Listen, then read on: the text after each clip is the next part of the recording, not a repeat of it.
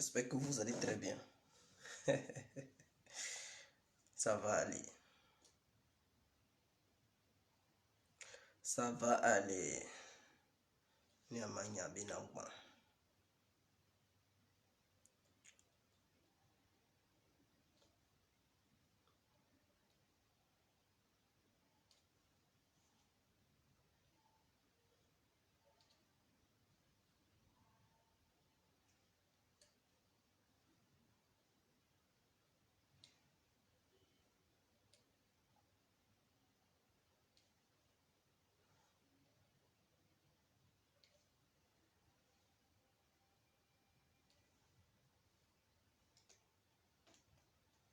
Partagez le direct et surtout n'oubliez pas de vous abonner sur Info Afrique. Abonnez-vous massivement sur Info Afrique, c'est très important. Alors, bonsoir à tous et à toutes. Pour tous ceux qui ne me connaissent pas, je suis l'incontournable guerrier complet tout terrain, l'homme dont on parle, l'homme qui n'a pas faux l'homme qui ne marche pas, c'est mon bon pour aussi m'appeler devant la ville, l'homme n'est rien, gouverneur italien, d'autres mots d'un appel, laisse-moi mourir 5 plein droit, el padrino camari des eaux la moudia.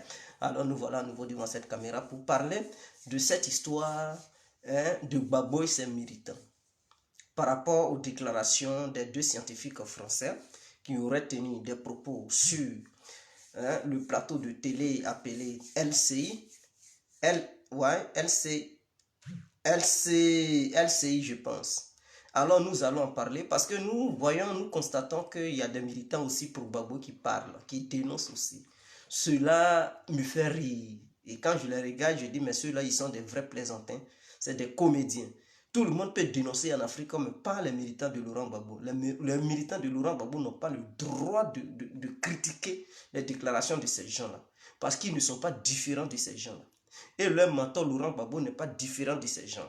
Oui, de la manière ces gens n'ont pas de pitié, n'ont pas pitié plutôt pour les Africains, de la manière ces gens ont un esprit de génocide envers le peuple africain. C'est comme ça Laurent Gbagbo a eu aussi, à son tour, avait eu un esprit de génocide envers le peuple africain. Et c'est ce qui est important, c'est ce qui est intéressant et c'est ce qu'il faut dénoncer. Parce que lorsque on se tait, quand on oublie le passé, beaucoup vont se donner les galons, beaucoup vont penser qu'ils sont dans la vérité. En dénonçant, ils oublient leur passé, ils oublient ce qu'ils avaient fait hier aux Ivoiriens, ils oublient ce que Laurent Gbagbo, lui, en personne, il avait commis vis-à-vis du peuple ivoirien. Et des gens, ils savent de quoi je parle. Des gens, ils savent de quoi je parle. Et ceux qui insultent, ce sont des gens qui n'ont pas d'argument. Quand vous voyez quelqu'un, lorsque tu fais un direct sans injure et que lui, dans ses interventions, il insulte, c'est qu'il n'a pas d'argument. Il manque d'argument et donc, lorsqu'il n'y a plus d'argument, c'est la violence qui prime sur la morale. Voilà pourquoi des gens, ils se permettent d'insulter. Donc, il y a un qui a déjà commenté en train d'insulter, je n'en disconviens pas, c'est parce qu'il n'a pas d'argument. Et les probables, il manque toujours d'argument. Malheureusement, c'est leur, ça fait partie de leur ADN. Donc, on passe. Je dis, la déclaration concernant ces blancs vis-à-vis des noirs, ceux qui ont vraiment un esprit d'aller tester un supposé, je ne sais pas, vaccin sur le peuple noir, et je vois des militants de Laurent Gbagbo en train de dénoncer cela. Mais est-ce que vous, militants de Laurent Gbagbo, est-ce que Laurent Gbagbo lui-même en question, il est différent de ces deux blancs? Je vous pose la question. De la manière, et je vais interpeller aussi Soro Guillaume. Parce que Guillaume Soro, Laurent Gbagbo, les militants de Guillaume Soro et les militants de Laurent Gbagbo doivent la fermer sur les réseaux sociaux. Ils ne doivent même pas critiquer ces blancs-là. Parce qu'eux-mêmes, ils ne sont pas différents de ces blancs. Ces blancs, eux, ils ont parlé tout simplement. Mais Gbagbo, plus ses militants, Soro, plus ses militants, eux-là, ce n'était pas la bouche. Ils sont allés même jusqu'à tuer les Ivoiriens. Et mes propos se basent sur quoi? J'aimerais vous donner quelques arguments et vous allez comprendre où est-ce que je veux en venir. Allez tester un vaccin sur le peuple africain et accepter, aller signer des documents, c'est-à-dire aller signer un contrat pour venir nous envoyer des déchets toxiques composés de nucléaire pour tuer le peuple ivoirien. Est-ce qu'il y a la différence? Dans tous les cas, concernant le vaccin, ce n'est pas à 100% sûr que ça puisse tuer les noirs. Ça peut fonctionner comme ça peut ne pas fonctionner. C'est-à-dire les tests là, ça peut sortir des résultats positifs, comme ça peut aussi sortir des résultats négatifs. Donc, il peut avoir mort d'homme, ou bien il peut avoir, il peut ne pas avoir mort d'homme. Donc, concernant le vaccin, on peut un peu tolérer ça. Mais Laurent Gbagbo et ses militants, ils ont été des criminels. Des gens qui s'en vont signer des contrats pour amener des business et de bons business pour la population. Laurent Gbagbo, lui, son contrat, cette démarche, c'était d'aller signer un contrat pour envoyer poison aux Ivoiriens. Et il empoisonnait les Ivoiriens en Côte d'Ivoire. Il faudrait que les gens se rappellent de ça. C'était en 2006-2007. Il envoyait, il allait signer contrat de déchets toxiques avec cette société de Trafigura, je pense, Trafigura et puis quoi là, il allait signer un contrat moribond où ils ont pris des déchets toxiques pour venir empoisonner les Ivoiriens. Les Ivoiriens sont morts suite à cet empoisonnement. Donc Laurent Gbagbo n'est pas différent. Et je suis fort écœuré, fort étonné, fort surpris, abasourdi de voir des militants de Laurent Gbagbo s'arrêter devant leur petit écran, leur petite caméra, en train de dénoncer ces blancs. Ils sont-ils sérieux là? Et c'est Kémy Séba qui parle, qui dénonce ces gens-là. Mais hier, eux, ils étaient où lorsque Laurent Gbagbo empoisonnait son peuple avec du nucléaire, déchets toxiques? Est-ce qu'ils n'avaient pas vu ça? C'est panafricain qui dénonce ces blancs. Hier, ils étaient où lorsque Laurent Gbagbo empoisonnait le peuple ivoirien? Ses amis œuvrent pour protéger leur population. Laurent Gbagbo, lui, il œuvrait pour empoisonner son peuple, pour tuer son peuple. Il œuvrait pour exposer son peuple au terrorisme. Oui, aux rebelles, aux djihadistes. Il œuvrait pour signer des contrats avec les Blancs pour venir nucléariser les Ivoiriens. Et Laurent Gbagbo a fait ça. Durant tout son règne, il n'a jamais garanti la sécurité du peuple ivoirien. Et il n'y a aucun militant de Laurent Gbagbo qui puisse démentir cela. Je lance à quiconque un défi de venir me dire ici, que ce soit sur le plan international ou national, où Laurent Gbagbo aurait pris des mesures draconiennes pour la protection du peuple ivoirien. Ça n'existe nulle part. Ça n'existe depuis le début de son mandat jusqu'à la fin de son mandat. Il n'a jamais protégé le peuple. Donc en sécurité, Laurent Gbagbo est nul. Il est nul. Il n'a jamais garanti la sécurité des Ivoiriens en Côte d'Ivoire et à l'international. Déchets toxiques encore, il va encore dire c'est blanc, ce sont les blancs encore qui l'avaient poussé à envoyer des déchets toxiques en Côte d'Ivoire. Donc c'était plus un président. Lui-même, il est pire que marionnette. Ceux qui sont marionnettes en ce moment en Afrique, pour eux, c'est encore bien. Mais Laurent Gbagbo, il était pire, il était la catastrophe. Il était en dessous des présidents africains qui sont là en ce moment. Parce que partout en Afrique, cette société avec son chargement de nucléaire avait demandé à tous les autres pays africains. Eux, ils avaient refusé. Ils disaient non, non, non. Ils ont refusé que les déchets toxiques soient envoyés sur leur territoire. Mais Laurent Gbagbo, à son tour, il dit amener ça. On ne sait pas qu'est-ce qu'il cherchait. À cause de l'argent, c'est pour. Il ne voulait pas rester tranquille. Parce qu'il voyait l'argent. BT, son histoire d'argent, ça va tuer. BT, avec son histoire d'argent, ça va tuer. Gbagbo a vendu les Ivoiriens. Il a livré les Ivoiriens. Et toujours, il y a les effets des déchets toxiques en Côte d'Ivoire. Il y a des Ivoiriens. Vous voyez, il y a des gens qui naissent et puis ils ne sont pas bien éduqués. Ça ne va pas. Ce sont les effets secondaires de ces déchets toxiques. Et les pro-Gbagbo, ils font comme s'ils ne voyaient pas. Ils font comme si, lorsque Laurent Gbagbo était là, tout était bien. Et ils se permettent de critiquer les Blancs. Les Blancs, eux, au moins, ils ont parlé de tests. Mais ils n'ont pas dit qu'ils vont envoyer le nucléaire en Afrique pour tuer les Africains. Mais Laurent Gbagbo, son but, c'était d'aller livrer les Africains. La preuve en est que ce monsieur, lorsqu'il était là, c'était le désordre total. Il n'a jamais garanti aucune sécurité. Et il ne se préoccupait pas des Ivoiriens. Je comprends maintenant pourquoi Soro Guillaume avait pris les mouvements, les différents mouvements rebelles avaient pris de l'ampleur en Côte d'Ivoire. Parce que Laurent Gbagbo, ce n'était pas la sécurité des Ivoiriens qui l'intéressait, c'était l'économie, c'était l'argent. Comment il allait faire pour piller l'argent? Comment il allait faire pour se remplir les poches? Comment il allait faire pour chercher les petites filles? C'est ce qui l'intéressait. Et quand vous voyez bien l'historique de la gérance de Laurent Gbagbo, prenez depuis 2000 jusqu'en 2011. Vous verrez que Laurent Gbagbo n'a jamais rien apporté aux Ivoiriens. Il a prêté serment devant les Ivoiriens, il tenait des discours guerriers, des discours qui étaient sucrés dans les oreilles. Mais dans le fond, lorsque vous écoutez Laurent Gbagbo, rien. Hein, vous étiez égayé de l'écouter. Mais sur le plan des propositions, ou bien de la proposition du gouvernement de Gbagbo, il n'y avait rien de concret. On dit rebelle, il dit je vois leur dos. Il n'a jamais fait quoi que ce soit. On dit Trafigura, on voit Déchet aussi, il dit je vois leur dos. Et il n'a jamais pris de mesures. Toujours c'est lui qui voit le dos des gens. C'est lui qui voit le dos des gens, mais aucune action. Soro Guillaume a fouetté les Ivoiriens. Soro Guillaume a assassiné les Ivoiriens. Soro Guillaume a semé le désordre. Le cas de Soro Guillaume, on était dans cette histoire de rébellion. Gbagbo étant conscient, il était bel et bien conscient que les Ivoiriens sont morts beaucoup sous les balles de Guillaume Soro. Et la partie où lui, il contrôlait Gbagbo, au lieu de protéger les citoyens de là-bas, non, il s'en va encore les vendre.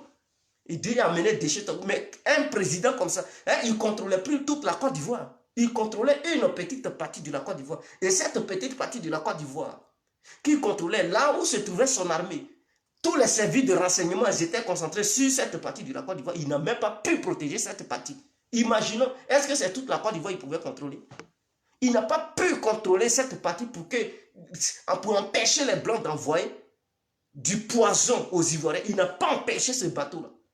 Comme si ce bateau filait comme des rafales ou bien comme, je ne sais pas, des Sukhoi. Non, ce bateau ne filait pas. C'est un gros bateau, un gros navire qui partait doucement. Donc, Laurent Gbagbo venu qui n'avait pas les informations de son service de renseignement. Et quand ils ont amené, il dit, lui, il ne savait pas. Hein? Un président qui n'est plus informé. Et qu'est-ce qu'il a fait? Est-ce qu'il a pris des sanctions envers son service secret, son service de renseignement? Est-ce qu'il a pris des sanctions à l'égard? Lui qui était le patron des membres du service de renseignement ivoirien, est-ce qu'il a sanctionné ce dernier pour dire pourquoi tu m'as caché l'information? Est-ce qu'en son temps, il avait sanctionné le DG du port? Non, il n'a jamais. Il dit non. Je n'ai pas envoyé quelqu'un, je ne sais pas, je ne savais pas, je n'étais pas au courant. Toujours, il n'était pas au courant. Toujours, il n'était pas au courant. On parle de mort d'homme. Il n'a même pas engagé la poursuite de ces gens-là. Il n'a même pas déclenché un mandat d'arrêt contre ces gens-là pour les juger. Et tous, ils étaient libres. Chacun venait sur la RTI. C'était pas moi. En fait, sous son régime, c'était de l'injustice pure. Il ne voulait pas juger qui que ce soit. Pendant ce temps, enfants des gens étaient morts. Et les Blancs blaguaient Laurent Gbagbo quelques trucs, millions d'euros. On dit tenez, fermez vos bouches. Mais c'est la même chose. Parce que derrière ce déchet toxique se cachait un business. Et donc, puisque Laurent Gbagbo était attiré par le business, était attiré par l'argent, il a accepté de tuer son peuple pour avoir les petits millions d'euros. En retour, il n'a rien donné au peuple. Parce que sous son règne, quelque chose qui s'est passé en 2006-2007, écoutez-moi, 2006-2007 là, ils avaient dit qu'ils allaient indemniser toutes les familles qui avaient perdu un être cher. Ils n'ont jamais donné rien. Ils n'ont rien donné jusqu'à Alassane est venu. Vous trouvez cela normal? Ça veut dire il a blagué. Si Gbagbo restait encore, ces gens-là n'allaient rien avoir. C'est sous le gouvernement d'Alassane Ouattara que quelques familles ont eu un peu d'argent. Mais pendant le règne de Laurent Gbagbo, 4 ans ou 3 ans, il n'a jamais donné quoi que ce soit aux familles de ces victimes. Et il a laissé les familles de ces victimes seules. Il les a abandonnées. Il les manipulait. On dit non, votre argent va venir tel jour, on a donné ça à tel ministre. Oh, il ne donnait rien, c'était des mensonges. Et les gens s'alignaient pour aller prendre leur argent. Mais arrivé là-bas, il n'y avait pas d'argent. Donc Laurent Gbagbo, je regrette. Pourquoi ce monsieur avait pu gouverner la Côte d'Ivoire? Aujourd'hui, ces militants ont le culot de venir dénoncer ces deux blancs-là. Vous dénoncez ces deux blancs-là. Pourquoi? Oh, vous avez été les premiers à tuer les Ivoiriens. Vous avez été les premiers à asphyxier les Ivoiriens. Vous avez été les premiers à empoisonner les Ivoiriens. Quand vous parlez de vaccins, non, ils veulent mélanger le vaccin avec un poison pour tuer les Ivoiriens. Hein? Donc, vous avez peur du poison maintenant. Mais qui avait envoyé un bateau chargé de trucs nucléaires, chargé de produits, déchets toxiques? Qui avait permis cela? Et c'était en 2006-2007, pendant la rébellion. Mais la partie où le bateau a débarqué sa cargaison, Laurent Gbagbo contrôlait cette partie. Donc, ça veut dire la Côte d'Ivoire qui faisait 322 462 km², Laurent Gbagbo ne contrôlait pas toute la Côte d'Ivoire. Or, où les rebelles contrôlaient, le nord et tout, on sait qu'il n'y a pas de mer. Le grand port de la Côte d'Ivoire, c'est le port autonome d'Abidjan. Et ce port était contrôlé par Laurent Gbagbo et les forces de défense et de sécurité de la Côte d'Ivoire. Laurent Gbagbo avait nommé des DG. Il y a des services de renseignement ivoiriens. Le ministre des Affaires étrangères, le ministre de la Défense de Côte d'Ivoire, le ministre des Affaires intérieures, tous ceux-là, à leur présence, Laurent Gbagbo n'avait pas écho qu'un bateau était chargé de nucléaire. Donc, si c'était des armes qu'ils avaient envoyées en Côte d'Ivoire pour égorger tous les Ivoiriens et les assassiner, Laurent Gbagbo, il n'allait rien voir dedans. Donc, lui, il ne voit toujours rien. Là, on dit un danger vient. Toi, tu contrôles ton territoire. Une petite partie de ton territoire. Tous les services, les membres qui étaient au sein du cabinet, du renseignement, eux tous là, ils étaient branchés sur Abidjan. Ils avaient toutes les informations. Tout ce qui se passait à Abidjan. Bateau est chargé de produits toxiques, ça rentre sur le territoire ivoirien. Et précisément dans la capitale. Et Laurent Gbagbo, il nous dit, nous Ivoiriens, que lui n'était pas au courant que ce bateau était rentré en Côte d'Ivoire. Imaginons que c'était des armes de guerre que ces blancs-là avaient mis dans ce bateau pour venir égorger tous les Ivoiriens. D'accord. Gbagbo et ses militaires, ses gendarmes, ses policiers, ses services de renseignement, ils n'allaient rien voir. Et ces blancs-là, ils allaient débarquer ces armes-là au sein de la capitale ivoirienne. Et donner ça à des terroristes pour égorger les gens. Mais on voit là qu'il n'était pas compétent. On voit là qu'il était incompétent. Et il ne méritait pas cette place. À partir de cet instant, s'il était honnête envers le peuple ivoirien, il devrait démissionner. Mais il n'a pas démissionné. Et il venait se justifier à la télé pour dire, lui, il n'avait pas écho de l'entrée de ce bateau au port autonome d'Abidjan. Mais c'était grave. Un président. C'est comme si, imaginons aux États-Unis, Donald Trump est là. Imaginons qu'il y a une guerre aux États-Unis. Ça a divisé les États-Unis. Et que l'État de New York est géré maintenant. C'est l'État de New York qui est maintenant la capitale. Bon, je dis New York. Bon, Washington ou bien New York est la capitale américaine. Et que cette partie est gouvernée maintenant par Donald Trump. Et toute la CIA, le FBI, en tout cas, eux tous, ils sont concentrés sur cette ville. Et puis on dit, bon, cette ville a un port. Maintenant, un bateau chargé de nucléaire, de produits toxiques vient de Paris. Et puis, bien ça vient du Pays-Bas. Ça traverse la mer jusqu'à ça va aux États-Unis. Et ça débarque, ça décharge cette cargaison à New York ou bien à Washington. Et ce produit-là, ça tue les Américains. Et maintenant, Donald Trump, il vient, il dit, non, je ne savais pas qu'il y avait un bateau qui était rentré.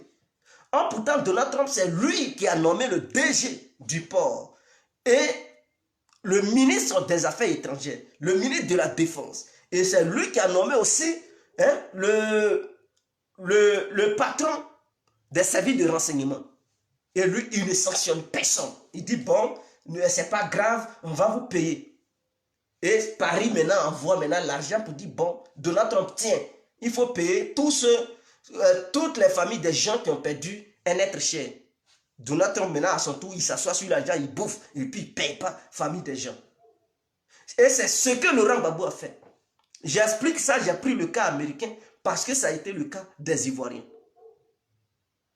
Ça a été le cas des Ivoiriens. Mais quand on leur rappelle cela, ils pensent qu'on est anti-Gbagbo, ils pensent qu'on n'aime pas Gbagbo. Mais c'est ce qui s'est passé. Nous, on était là-bas. Dieu merci de la manière que le coronavirus se passe. Et Dieu nous protège. C'est comme ça que Dieu nous avait protégés en Côte d'Ivoire. Mais beaucoup sont morts. Beaucoup. On connaît des proches qui sont morts. Parce que ce déchet était versé dans la mer. Sachant bel et bien qu'à Abidjan, les gens ils vont dans la mer pour se baigner, pour se laver, mes frères. Déjà, ils partaient à la plage. Ce déchet a aussi contaminé la lagune et brillé d'Abidjan. Or, des gens partaient dans cette lagune-là pour aller se laver. Mais est-ce que Laurent Gbagbo était conscient de ce qu'il faisait? Et tous ceux qui sont allés à la plage de trucs comme Bassam, en tout cas, toutes les plages de Côte d'Ivoire ont été contaminées. Et vous connaissez Ivoiriens, quand on dit c'est contaminé, oh, on s'en fout. Et puis ils partaient se laver. Et quand ils quittaient là-bas, ils s'enflaient, ils mouraient en désordre. De la manière les Européens, ils mouraient ici. C'est comme ça les Ivoiriens mouraient en son temps. Et Laurent Gbagbo, il dit non, lui, il ne savait pas. Et n'importe qui, chaque ministre venait se dédouaner. Chaque ministre venait s'expliquer pour dire, lui, et ils n'ont pas condamné qui que ce soit. Hein. DG du port, il n'a pas condamné qui que ce soit. Et tous ça, ils étaient heureux. Et quand les Blancs amenaient encore cet argent, Laurent Gbagbo dit, bon, l'argent, ça est dans les mains des ministres. Ils vont partager ça aux familles des victimes. Jusqu'à aujourd'hui, on ne sait même pas où l'argent est rentré. Et là encore, il n'y a pas eu des enquêtes pour savoir qui a détourné l'argent, qui n'a pas détourné l'argent. Ils se sont assis sur l'argent, ils ont tout bouffé. Et les familles des victimes n'ont rien reçu. Et Laurent Gbagbo, à son tour, il n'a pas sanctionné. C'est ça qui me fait mal. C'est ça qui me fait mal dans tout ça. Là. Et aujourd'hui, ces militants ont le culot de venir critiquer ces blancs-là. Parce qu'ils auraient dit qu'ils vont aller tester un vaccin sur les noirs. Mais votre président qui allait chercher un produit, c'est le même truc, ce sont les mêmes substances. Hein. Là-bas, on parle de vaccin, mais là, on parle de déchets toxiques. Quand on verse quelque part, tout est truc. Parce que ici, les Blancs, pourquoi ils ne voulaient pas ça sur leur territoire? Parce qu'ils savaient que c'était radioactif. Donc, ils savent que c'est grave pour la santé de leurs citoyens. Toute l'Europe, aucun pays européen n'a accepté ça. Tous les autres pays africains, on leur a proposé, ils ont dit, ils ne voulaient pas. Il n'y a que Gbagbo qui a dit amener ça à Abidjan. Est-ce qu'il est sérieux? Il n'a pas dit dans un petit village, une mec qui serait quelque part pour jeter ça là où les gens ne se lavent pas. Mais il vient jusqu'en pleine capitale et il déchasse. Mais vous trouvez cela normal? En pleine capitale, où les gens étaient, ils savaient que toute la population de la Côte d'Ivoire est concentrée sur la capitale, Abidjan. Les autres villes, il n'y a pas assez d'habitants. C'est à Abidjan, tout le monde est concentré. Et Gbagbo, il prend ses déchets et il dit amener ça dans la capitale. Or, tous les autres pays, Bénin, Ghana, c'est moi qui veux. Guinée, tout le monde a refusé. Le Nigeria même avait refusé. Il dit non, amener ça à Abidjan, il n'y a pas de souci. Mon peuple est bienveillant, mon peuple est accueillant. Il n'y a pas de souci à amener ça à Abidjan. Et ils ont amené, on déchire ça dans la mer, dans la lagune. Et les Ivoiriens sont morts. Donc, il n'y a pas seulement la crise, ce n'était pas seulement la crise qui tuait les Ivoiriens. Oh, on avait un mauvais système de santé. Le système sanitaire n'est pas bien en Côte d'Ivoire, tout le monde le sait. Mais on sait que la Côte d'Ivoire était sous embargo européen. Les médicaments ne rentraient pas beaucoup. Mais Laurent Gbagbo, tu sais que la Côte d'Ivoire était sous embargo.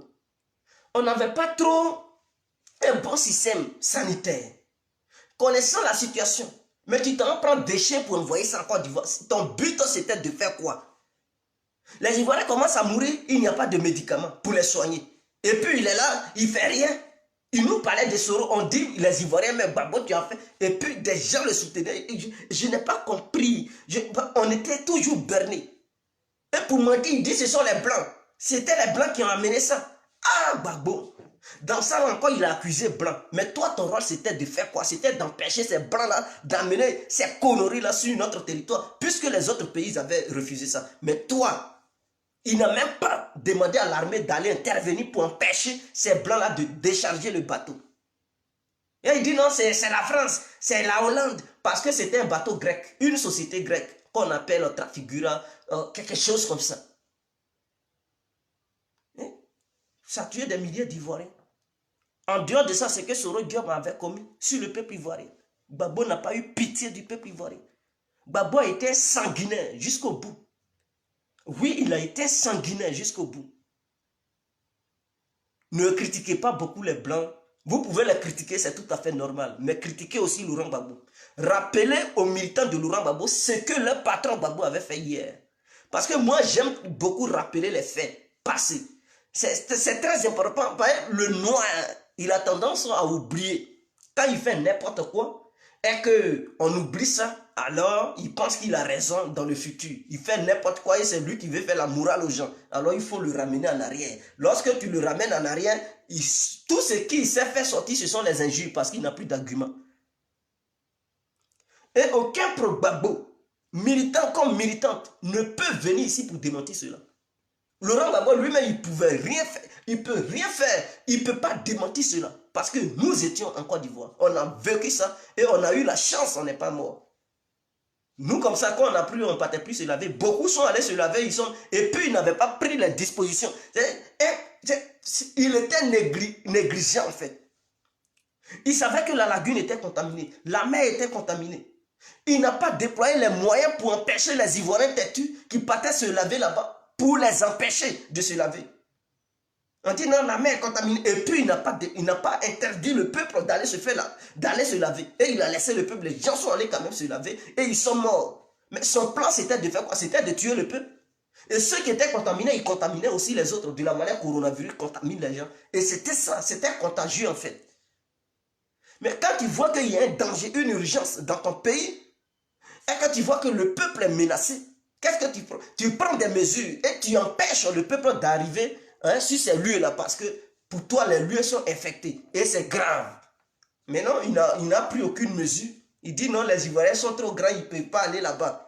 Il n'a pas déployé des policiers, des militaires au bord des mers, des plages de la Côte d'Ivoire pour interdire tout citoyen ivoirien allant à la plage. Il n'a même pas fait ça, il les a laissés livrés à eux-mêmes. Eux-mêmes, ils étaient ignorants. Ce n'est pas tout le monde qui a télévision. On le sait en Côte d'Ivoire. Il y a des gens qui venaient des villages, ils débarquaient à Abidjan. Leur rêve, c'était d'aller voir la mer, aller se laver. Ces gens-là partaient, ils nageaient, automatiquement, ils mouraient. Ils n'ont même pas fait passer l'information à la télé de façon massive pour sensibiliser le peuple. Ils n'ont pas fait ça. Laurent Gbagbo a été un terroriste pour les Ivoiriens. Il a été un bandit notoire pour le peuple ivoirien. Il a été un danger de grand chemin pour le peuple ivoirien. Il était au sommet du peuple ivoirien, mais il complotait pour assassiner, asphyxier le peuple ivoirien.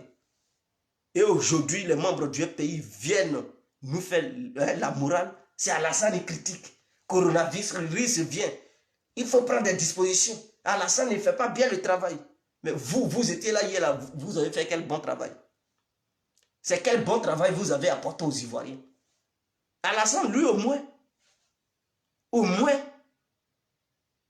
il prend des mesures, il déclenche un couvre-feu. S'il était négligent comme Gbagbo, il allait dire, oh, sortez, faites ce que vous voulez. Il n'allait même pas prendre de mesures. Et les Ivoiriens allaient mourir comme des poussins, comme des poulets, face à ce corona. Il a pris des mesures. Même si vous ne l'aimez pas, là, vous le détestez, sachez que Ouattara a pris quand même des mesures pour le bien-être du peuple. Si vous le détestez, vous ne l'aimez pas, sachez que Ouattara n'a jamais allé passer une commande des déchets toxiques pour venir intoxiquer, ou bien, intoxiquer le peuple ivoirien. Il n'a jamais fait ça. Que vous le détestiez ou pas, même si vous ne l'aimez pas, vous, militants de Gbagbo, sachez une fois que Alassane Ouattara, il fait tout pour garantir la sécurité du peuple ivoirien. Avec Soro Guillaume a fait son banditisme, il n'a pas pu. Vous pensez que Soro Guillaume n'est pas soutenu? Il est aussi soutenu par certains blancs qui le soutiennent. Mais avec Alassane, il a tapé dur. Jusqu'à il était obligé de fuir l'Afrique. Il a fait fuir Soro Guillaume dans toute l'Afrique. C'est son dien président. Il n'avait pas le lait. Il ne lui donnait pas le lait. Il a tout fait avec sa diplomatie. Il a interdit Soro Guillaume dans tous les pays africains. Il dit à tout cas, Soro Guillaume, le continent africain, tu ne peux pas mettre pied. Même si ce n'est pas la côte, tu ne peux pas mettre pied au Gabon, que ce soit au Congo, Afrique du Sud, en tout cas, le continent africain interdit à Soro Guillaume. Et c'est clair. Ouattara était ferme. Tout ce qu'il pouvait, c'est de fuir et venir à Paris. Lui-même, il ne sait, il ne peut pas aller en Afrique. Et toute l'Afrique entière, les 54 pays ont été, 54 ou 52 pays là, ont été interdits à Soro Guillaume. Et lui-même, il est conscient, il ne peut pas aller là-bas. C'est son Dieu président fort. Parce qu'il a vu Soro Guillaume comme un danger pour les Ivoiriens. Pour lui-même, Alassane, et pour le peuple ivoirien, il dit un tel danger, je ne peux jamais laisser ça pour déstabiliser la Côte d'Ivoire. Il dit à Ahmed Bakayoko, fais ton travail. Adou Richard, les dossiers sont à ta disposition. Fais ton tour. Fais ton tour pour que Soro Guillaume ne mette pas ses pieds, qu'il appelle pattes, sur le territoire africain. Pas en Côte d'Ivoire, mais partout en Afrique. Il a frappé dur parce qu'il ne plaisante pas à Alassane. Tous ceux qui ont tenté de faire les magouilles, il les a arrêtés et tous, il les a mis au gnouf. Est-ce que Laurent Gbagbo a fait ça? À son tour, il les a gradés. Les Ouattao, les IB, les Soro Guillaume, il les a nommés premier ministre, il les a gradés. Il n'a jamais poursuivi qui que ce soit. Avec Ouattara, il faut déconner. Que tu sois Ouattao, que tu sois Thierry Foutsma, tu déconnes, il t'arrête, il te met au gnouf. Il n'a pas de sentiment. C'est son Dieu vrai président. Parce qu'il s'inquiète de la sécurité du peuple ivoirien. Il a prêté serment pour l'ensemble des Ivoiriens. Il a prêté serment pour contrôler les 322 462 km². Il n'a pas prêté serment pour que des bandits quittent de nulle part et diviser la Côte d'Ivoire en deux pour dire non, ici c'est nous qui contrôlons, ici Ouattara c'est toi qui contrôles. Ouattara n'a pas prêté serment pour voir la Côte d'Ivoire être divisée en deux. Voir des bandits armés contrôler une partie et les responsables de l'État contrôler une partie. Il n'a pas prêté serment pour ça. C'est Gbagbo qui parle beaucoup. Vous voyez Alassane, il parle beaucoup, il ne parle pas beaucoup. Lui, il agit. Il agit. Diriger un pays, ce n'est pas le fait de trop parler. Parler, aboyer, cela ne fait pas de toi un vrai président. Un vrai président, c'est quelqu'un qui parle rarement, mais sûrement, qui mène des actions sur le terrain. C'est là, on dit c'est au pied du mur, on voit le vrai maçon. Ce n'est pas un parent pour dire je suis un bon maçon, un bon architecte. Ah oui, tu vas bon parler, mais est-ce que quand ils vont te donner les briques, tu peux savoir bien arrêter les briques pour construire une belle villa, un bon immeuble? Question. Alors, Laurent Gbagbo avait beaucoup parlé. Or, sur le terrain, il était nul. Il était nul. Nul sur tous les pieds, sur tous les plans. Et il a déçu un bon nombre d'Ivoiriens. Voilà pourquoi les pays africains haïssaient Laurent Gbagbo. Parce qu'ils voyaient en cet homme un danger. Parce que les déchets toxiques qu'il envoyait en Côte d'Ivoire, ça allait contaminer les autres pays. Ah oui, régionaux. Je dis régionaux. Les autres pays de la sous-région. Oui, régionaux. Donc ces pays-là détestaient déjà Laurent Gbagbo. Ils ont dit, ce monsieur, c'est un danger. Eux, pour garantir la sécurité de l'Afrique de l'Ouest, ils ont refusé ce bateau Gbagbo pour envoyer le désordre en Afrique de l'Ouest. Il dit envoyer le bateau en pleine capitale. Et il dit il n'était pas informé. Quel est ce président qui n'était pas informé? Tu n'étais pas informé et puis tu as toujours maintenu le patron du service de renseignement. Mais lui, son rôle, c'est de faire quoi? C'est de t'informer sur tout ce qui rentre et sort, tout ce qui se passe sur le territoire. C'est d'avoir l'oreille et informer le président. Le président, voici ce qui se passe. En retour, le président, il prend des décisions. Mais s'il n'a pas été compétent, un gros bateau que les services de renseignement ivoiriens ne voient pas. Mais il doit avoir des gens au port. Parmi les gens du port, là, il doit avoir les membres du renseignement ivoirien. Pour voir clair dans tous les bateaux et tous les étrangers qui viennent et qui sortent. Comme ça, à leur tour, ils informent la présidence. Mais si un gros navire comme ça est venu, et ils ont déchargé des déchets toxiques aux yeux de tous les Ivoiriens, et Gbagbo dit qu'il n'était pas au courant, vraiment, il y a des questions à se poser. Bétri Francis, il dit, je ne suis pas très conscient, je parle parce qu'il faut parler. C'est vous qui soutenez les gens incompétents. Maintenant, vous qui êtes compétent, avez-vous des arguments pour démentir mes propos? Voilà le vrai débat.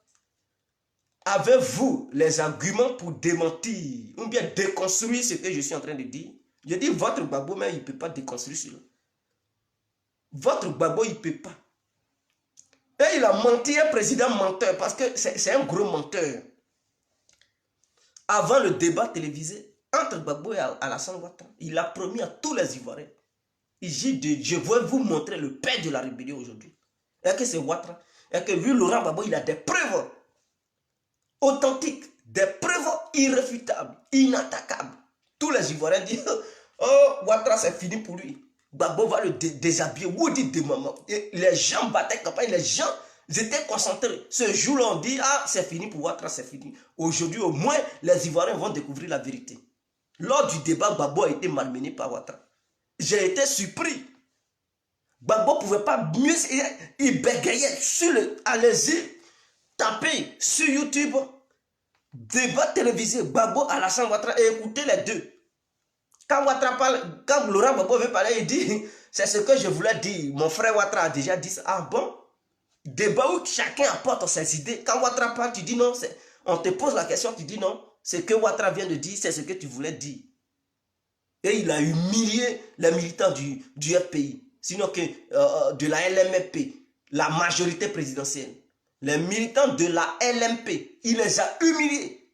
Il n'a pas apporté de preuves pour permettre aux Ivoiriens de savoir qui était réellement le père de la rébellion, puisqu'il avait promis aux Ivoiriens. Mais sur le terrain du débat, il n'a rien apporté. Il n'a rien apporté.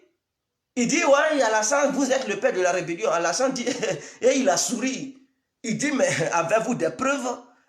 Mon frère Babo, et c'est comme ça il appelait mon frère Babo, avez-vous des preuves? Babo, il n'avait aucune preuve. Rien du tout. Il dit, mais on le sait.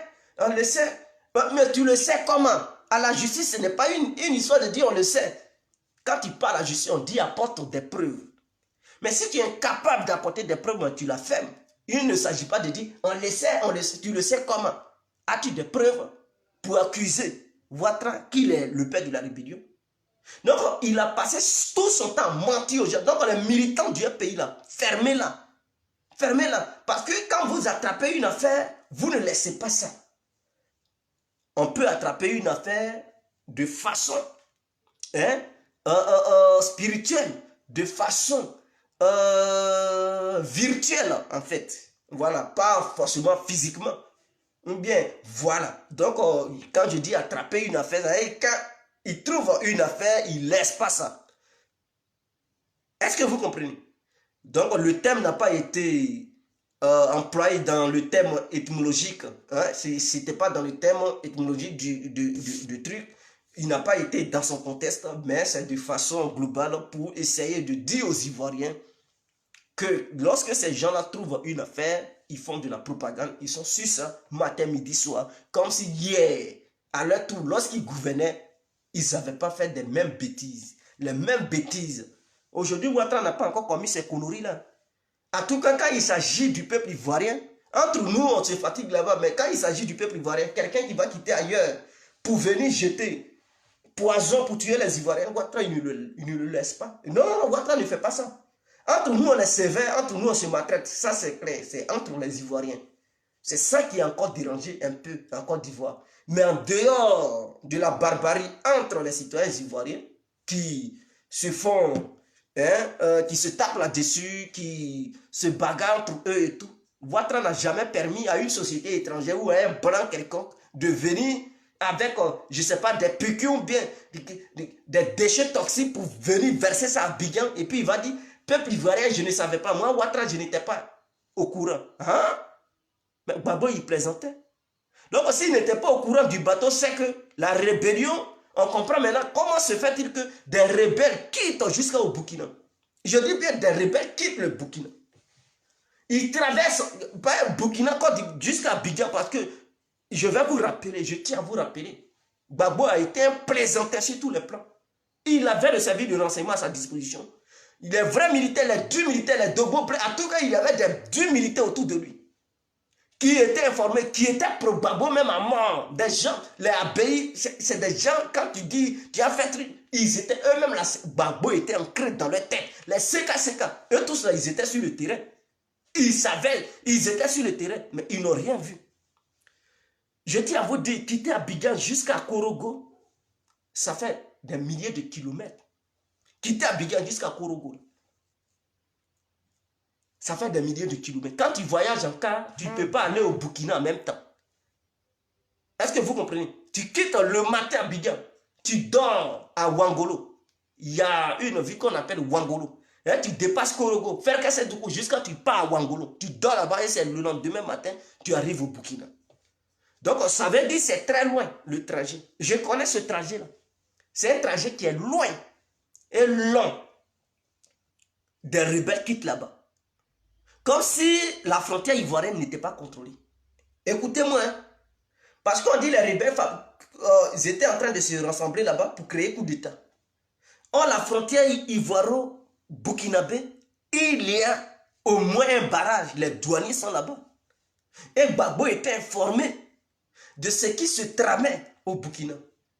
Ce monsieur, comme il est négligent, il n'a pas pris des mesures nécessaires pour envoyer des vrais militaires de confiance, je dis bien, de confiance. Et les militaires qui lui sont favorables, qui eux, lorsqu'ils entendent le nom Babo, ils sont excités, ils devraient les amener là-bas pour dire, allez-y surveiller la frontière ivoiro-burkinabé. Contrôlez tout ce qui rentre, tout ce qui sort. La frontière ivoiro-malienne, contrôler tout ce qui rentre, tout ce qui sort, la frontière ivoiro-guinéenne, contrôler tout ce qui rentre, tout ce qui sort, et verrouiller de telle sorte que les rebelles n'aient pas accès au territoire ivoirien. Non, il ne l'a pas fait. On lui dit, Babo, il dit, je vois leur dos. Et il n'a pas pris de mesures. Les rebelles sont quittés au Burkina. Ils sont rentrés. Ils ont traversé toutes ces villes. Est-ce que vous me comprenez? Toutes ces villes avec des armes, mes frères. Vous comprenez? Mais la douane ivoirienne était où? Parce que ces gens sont venus jusqu'à Abidjan. Ils étaient dans toutes les villes de la Côte d'Ivoire. Parce que le coup d'État 19 septembre 2002, c'est pas Abidjan seulement, ils ont déclenché les hostilités. Ils ont déclenché les hostilités sur plusieurs fronts, dans plusieurs villes. Et la Côte d'Ivoire n'était pas au courant que des armes rentraient. Est-ce que vous comprenez un peu la faiblesse de Gbagbo? Ils vont nous dire que ce sont les Blancs qui ont partagé. Blancs. Donc quand les Blancs sortaient, ils venaient là. Gbagbo n'était pas informé, il ne voyait pas. Pourquoi ils vont nous mentir sur ça? Quand les Blancs rentraient pour partager les armes, il va dire, son service de renseignement ne lui disait pas ça. Parce que Laurent Gbagbo n'a pas informé aux Ivoiriens que les armes rentraient sur le territoire ivoirien et que des rebelles s'infiltraient dans des cars pour venir et prendre ces armes pour se retourner contre les Ivoiriens. Il n'a jamais dit ça aux Ivoiriens. Personne n'était informé sur ça. Je pense que Gbagbo a joué à une comédie. Il pensait qu'être au pouvoir, c'est une question de chercher à aller draguer les petites filles. Il n'a rien foutu pour empêcher cela. Les frontières n'étaient pas bien contrôlées. Les rebelles ont pris les armes au Burkina. Rentrez par la frontière ivoire au Burkinabé, s'il vous plaît. Parce que ces armes, c'est depuis le Burkina, ils ont fait rentrer ça en Côte d'Ivoire. Par des véhicules pick-up, 4x4. Et donc les douaniers qui étaient là-bas, eux, ils ne voyaient pas. Laurent Gbagbo n'avait pas aussi des échos que non, il y a des pick-up qui viennent du Burkina, qui sont chargés d'armes, qui rentrent. Et ces pick-up sont rentrés jusqu'à Abidjan, mes frères. Ça veut dire que ces gens ont traversé la seconde capitale de la Côte d'Ivoire, qui est Yamoussoukro. Ces gens ont traversé Bouaké sans être inquiétés. Je vais vous citer les villes. Ils ont traversé Ouangolo. Ils ont traversé Ferke-Sentougou. Ils ont traversé Korogo. Ils ont traversé Bouaké. Ils ont traversé Yamoussoukro. Et ils sont venus à Abidjan pour placer leurs armes. Ils ont placé d'autres armes à Bouaké. D'autres armes à Ferke-Sentougou. D'autres armes à Korogo. D'autres armes à Ouangolo. Jusqu'à même à Daloa. Daloa où il y a les bêtés là. Ils sont allés placer des armes. Et Gbagbo n'était pas au courant. On dit Gbagbo, il dit je vois un peu, il n'était pas au courant. Quel est ce président? Un tel président, il a permis à ces voyous rebelles d'assassiner le peuple. Et vous arrêtez aujourd'hui pour critiquer les Blancs. Entre ces deux Blancs-là et Gbagbo, qui a été le gros criminel? Qui ne s'est pas occupé de la sécurité de son peuple? Mais c'est Gbagbo. Et ces rebelles ont fait rentrer toutes les armes, toutes sortes d'armes, les armes lourdes, les armes légères, les RPG, les lance-roquettes, les munitions, et sous le gouvernement de Laurent Gbagbo. Pendant ce temps, les jeunes de Côte d'Ivoire passaient leur temps dans les parlements et Agora, les Bleu Goudé mobilisaient les gens. Bon, Bleu Goudé, il était en ce moment en Angleterre. Voilà, je vais... Et les Soukou Tremé, les Serge Kassi, ils passaient leur temps dans les parlements Agora. Pour mentir aux gens, ils étaient dans les universités, en train de tenir des gros discours. Les Awas Talon. Pendant ce temps, les rebelles rentrent avec les armes depuis la frontière. C'est comme si aux États-Unis, les armes quittaient au Mexique pour rentrer sur le territoire américain, pour aller créer une base à New York, à Washington, à Chicago, à New Jersey. Et puis Trump, lui, il va dire, lui n'est pas au courant. Les services de renseignement américains ne sont pas informés. Les militaires, policiers, gendarmes, en tout cas CIA, FBI, eux tous, ils ne sont pas au courant. Mais tout ce que Trump il fait, il envoie les jeunes pour dire, allez-y, faire parler au grand jour. Et un bon matin. Sinon qu'une bonne nuit, les hostilités commencent. Ils attaquent en même temps les camps. Au sein même de la capitale, Washington. Soit disant, ce sont des rebelles quittés d'un autre pays, par exemple le Mexique. Et ils s'en vont jusqu'à Washington pour attaquer Washington. Ils sont passés par où pour aller jusqu'à Washington? C'est ça le cas de Gbagbo. Demandez à Gbagbo. Vous les militants de Gbagbo là, demandez à votre leader. Comment se fait-il que des rebelles quittent au Burkina? Ils traversent toute la frontière jusqu'à... Ils arrivent même... La capitale, normalement, un président de la... Il doit verrouiller. La sécurité de la capitale ne doit pas être une plaisanterie. On dit la capitale économique, s'il vous plaît. La capitale politique. Il n'a même pas surveillé ces deux capitales. Il a laissé ça dans les mains de Soro. Premier coup de fusil. Bou, bou, bou. Émile Bogadoudou, il meurt. Gueye Robert meurt. Et beaucoup sont morts. Camara Trico. H. Le mari, l'ancien mari de Afoussiata Bamba. L'avocate de Soro Guillaume. C'était son époux qui était Camara H. Ils l'ont abattu ce jour-là. Beaucoup sont morts. Et ce qui m'étonne encore, ces rebelles qui ont tiré sur Abidjan, Gbagbo n'a pas été capable de les arrêter. Ils se sont retournés. D'Abidjan, ils ont traversé encore Yamoussoukro. En voiture, mes frères. Traversé Yamoussoukro, traversé Bouaké, traversé Koro. Ils ont traversé Yamoussoukro, ils sont allés faire base arrière à Bouaké sans que ces gens-là ne soient interpellés, sans qu'ils ne soient inquiétés. Vous comprenez cela? Membres du pays, on vous demande.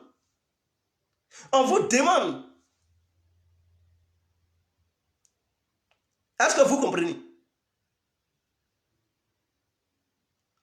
On vous demande des comptes. C'est comme si, je prends toujours le cas des États-Unis. Quelqu'un, il attaque Washington. Il abat des responsables politiques. Et puis on le laisse.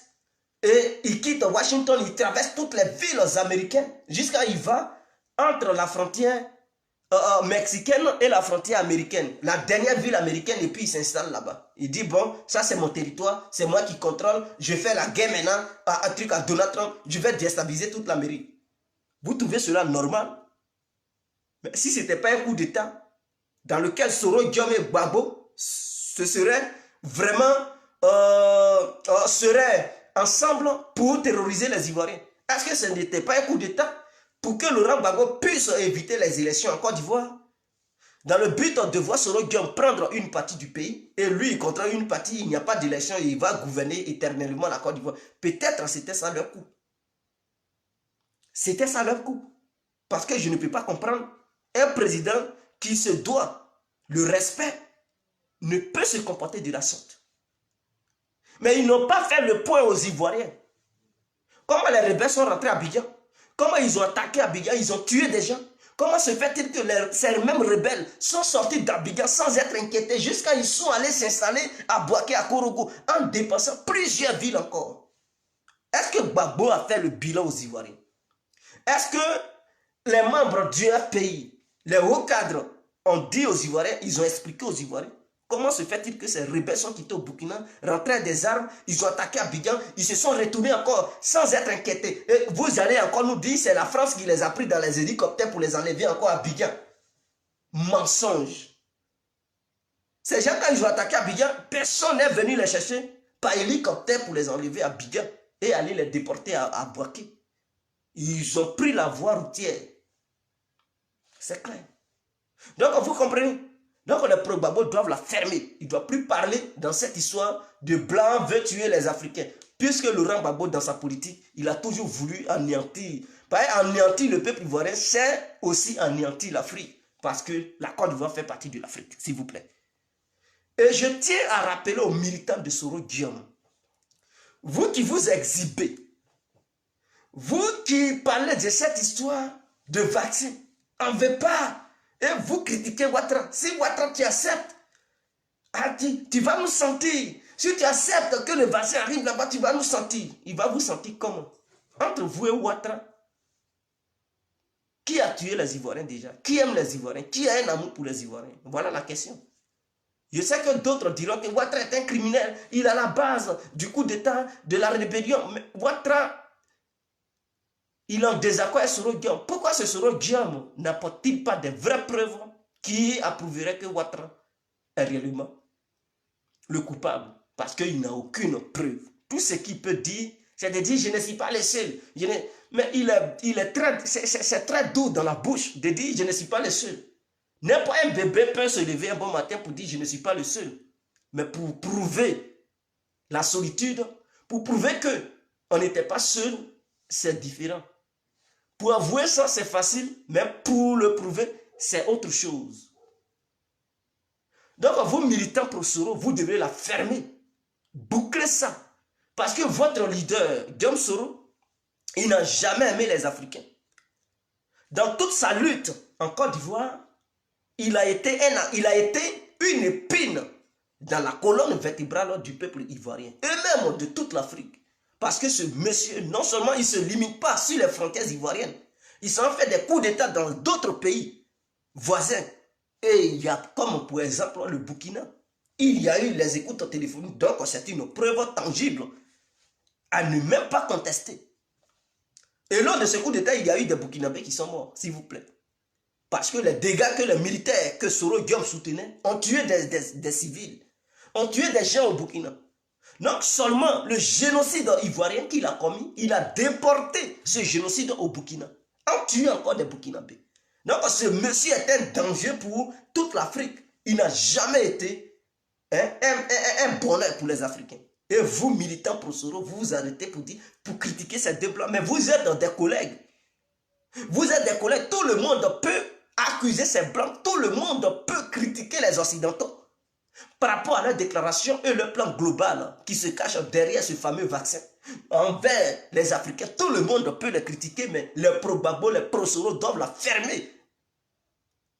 Pour toujours. Ils ne doivent plus ouvrir leur bouche pour dire non, on n'est pas d'accord. Et critique. Il y a d'autres qui se permettent de critiquer Alassane. Comme quoi Alassane peut accepter ça pour que le vaccin arrive. Donc s'il accepte, il va voir nous. Il va voir vous comment.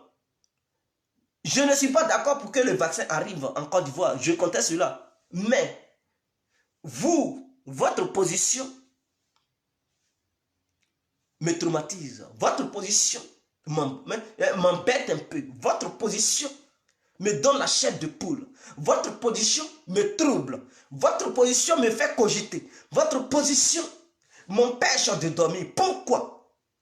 Parce que des criminels qui tuent, c'est comme si Boko Haram qui tuait les Africains se levaient pour dire non, on ne veut pas le vaccin parce que le vaccin va tuer. Mais vous, est-ce que vous êtes différent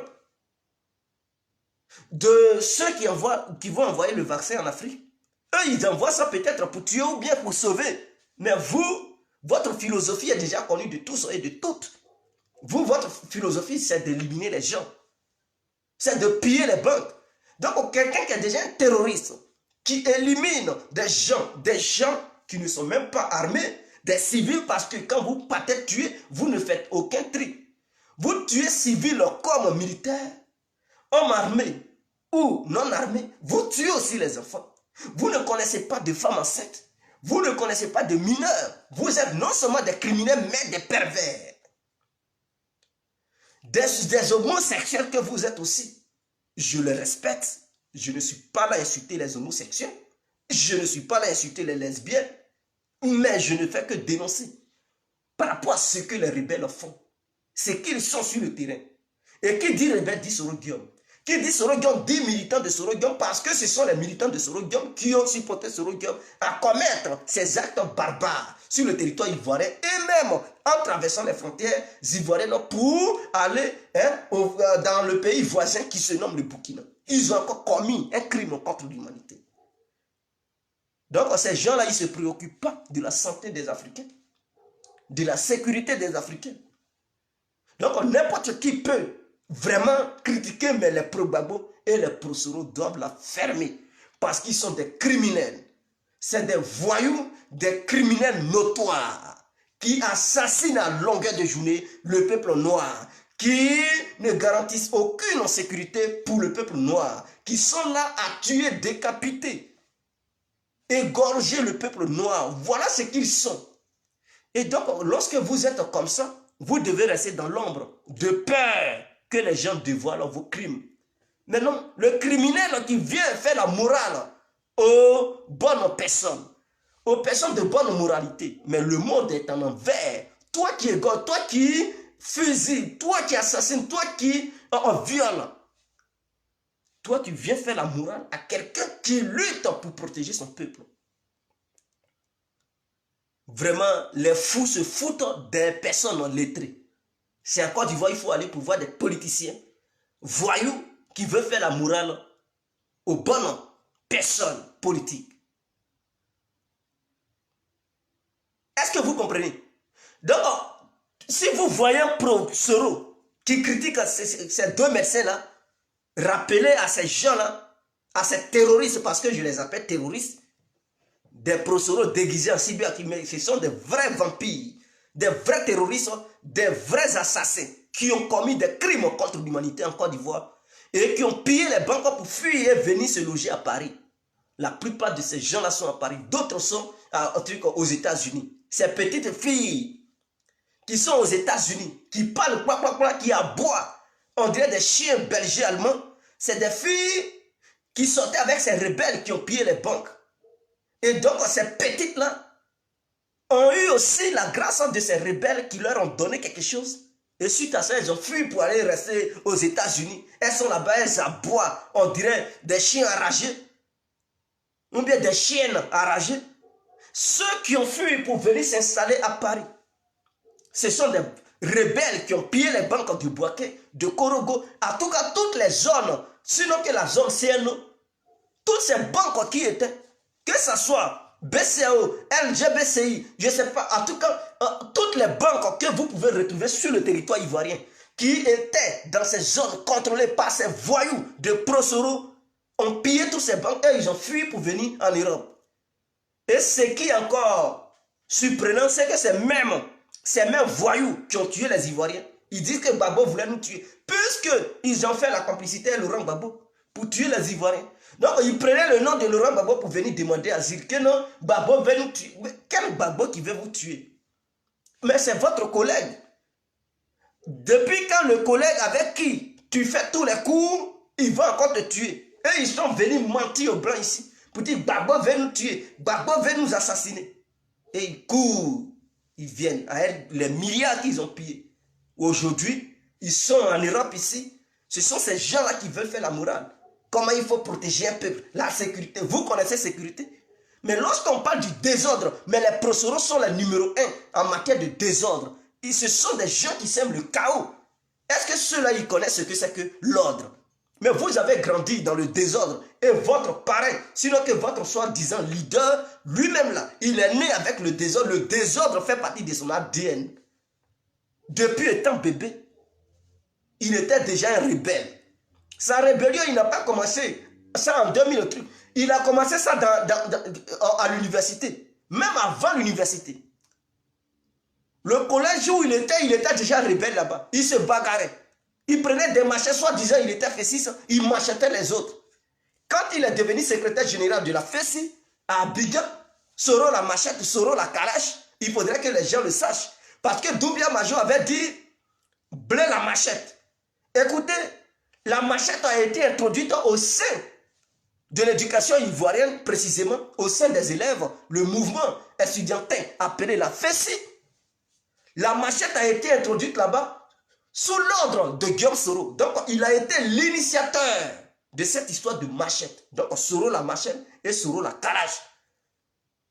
Avant même la rébellion, Soro était kalachnikové. C'est-à-dire, c'est quelqu'un qui conjuguait déjà la calache. Il tenait l'arme qu'on appelait déjà la calache. Il connaissait comment manipuler cette arme avant la rébellion. Avant le coup d'état de Dines en 2002. Parce qu'au sein de l'université, il était armé. Ce voyou. Et il a instauré un système. Il a mis un système sur pied qui obligeait tous les étudiants à lui verser de l'argent. Lui, il était qui? Et il dépouillait enfin des gens. D'autres étaient terrifiés. D'autres terrorisés. Et il leur demandait de payer les chambres où il dormait. Comme si c'était son père, Soro Guillaume, qui avait construit ses appartements, ses chambres. Et des gens payaient. D'autres avaient peur. À cause du terrorisme, du banditisme de Soro Guillaume, ils fuyaient les écoles. Ils fuyaient les études. Ils préféraient aller travailler avec un simple diplôme de bac. Puisque au sein de l'université, tu ne pouvais pas. Soro Guillaume s'aimait la terreur. Et d'autres sont quittés à l'école, ont quitté l'école pour aller devenir des instituteurs, des policiers, des gendarmes et tout, parce qu'il y avait un terroriste au sein de l'école. Voilà ce que l'homme a fait. C'est suite à ça, Bleu aussi, il est rentré là-dedans. Bleu la machette. Sinon, Soro Guillaume a été celui qui a été l'initiateur de la machette de la Kalash. Et lors de la rébellion, il nous a encore prouvé qu'il savait bel et bien manipuler la Kalash. Donc, son nom, Soro la Kalash. Et aussi Soro la machette. Parce que n'oubliez pas que les éléments de Soro Guillaume ont égorgé. Et qui leur a montré qu'il fallait égorger? Mais c'est Soro Guillaume qui leur donnait des instructions. Il fallait égorger. Donc, il savait bel et bien manipuler la machette. Soro la machette et Soro la Kalash. Qui lui a aussi initié Bré. Et Bré aussi, à son tour, il était aussi devenu Bré la machette. Donc, voici un peu l'historique des faits. Donc, les pro-Soro doivent la fermer à jamais. Nous ne voulons plus voir un pro-Soro faire la morale à Alassane sur la sécurité ivoirienne. Parce que vous, on ne peut pas parler de sécurité avec vous. Depuis quand vous avez vu déjà des intellectuels parler de sécurité avec Boko Haram? Parce que vous n'êtes pas différent de Boko Haram. Depuis quand vous avez vu des personnes bien éduquées, des personnes de bonne moralité, parler de sécurité avec Al-Qaïda? Parce que vous n'êtes pas différent d'Al-Qaïda. Depuis quand vous avez vu déjà un homme respectable et responsable parler de sécurité avec, comment on les appelle, l'EIL? Parce que l'EIL, vous n'êtes pas différent de ces gens-là. Vous êtes pareil. Soro Guillaume, c'est parce qu'il ne parle pas arabe. S'il parlait arabe, il allait coordonner les choses avec les Al-Qaïdaïs, les gens de l'OIL ou bien les Boko Haram. C'est ça qui lui manque, tout simplement. Sinon, il allait lancer des appels au Moyen-Orient pour dire j'ai besoin des éléments.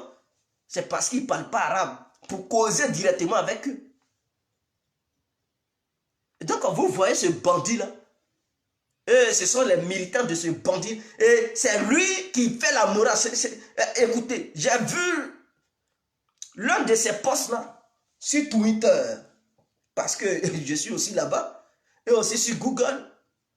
Où il fait la morale à Alassane Ouattara.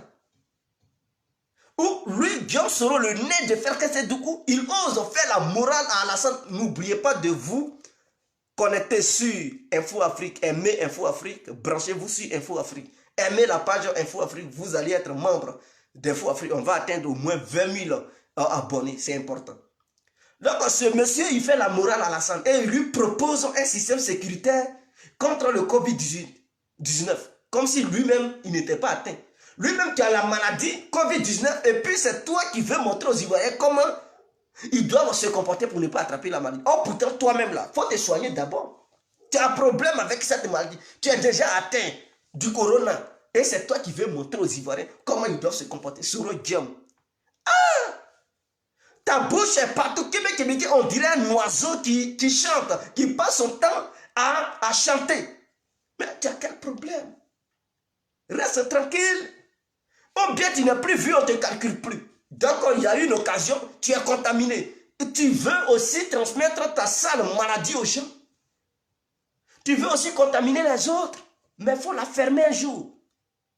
Ou bien tu ne veux pas te faire oublier. Puisque les gens ne parlent plus de toi. Alors monsieur il sort de ses gonds, il parle aussi pour exister. Mais c'est fini politiquement parlant, tu es mort. Tu ne peux plus mettre... Tu pars encore, tu vois, c'est 2 ans de prison d'abord, avant le jugement. Ça veut dire, les 2 ans là, ça c'est ton cadeau d'abord. On ne va pas te juger. Tu fais 2 ans propres. Et après les 2 ans maintenant, ils vont ouvrir les dossiers. Avant que le procès ne finisse, ça va encore prendre 2 ans. Là, tu as fait 4 ans en prison avant de connaître ton sort. Et ton sort qui va suivre, c'est 2 ans de condamnation. Au total, ça te fait 14 ans. Mon frère, Atia. Donc, imaginons, tu ne vas pas sortir en 2020.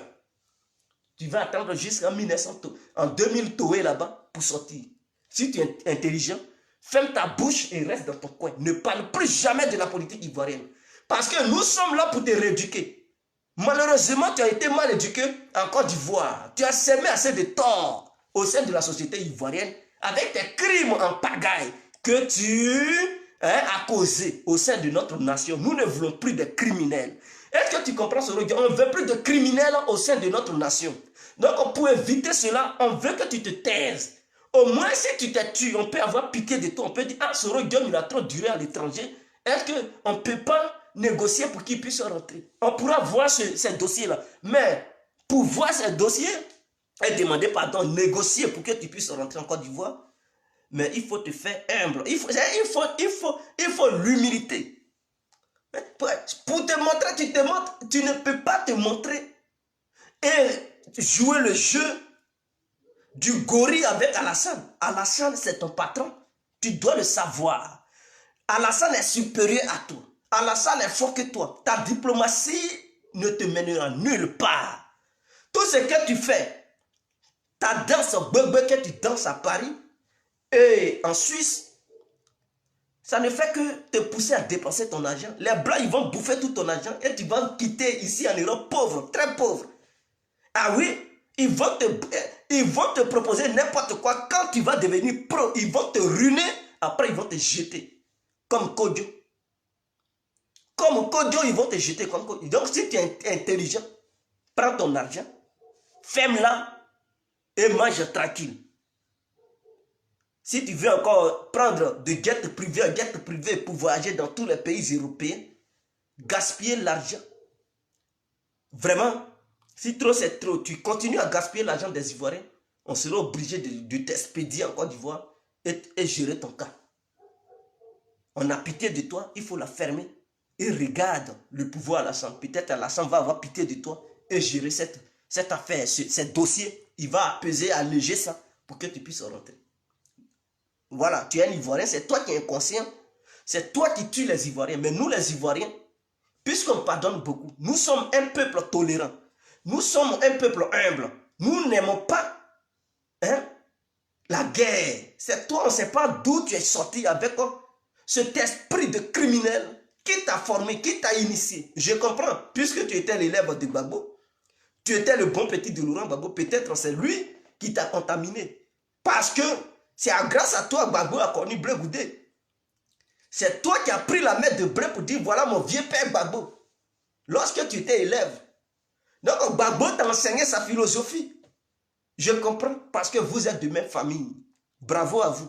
Vous avez tué les Ivoiriens. C'est bien ça. Mais comme nous ne sommes pas rancuniers, nous peuple ivoirien, ça va rester sur votre conscience. Sur vos consciences plutôt, parce que vous êtes tellement nombreux.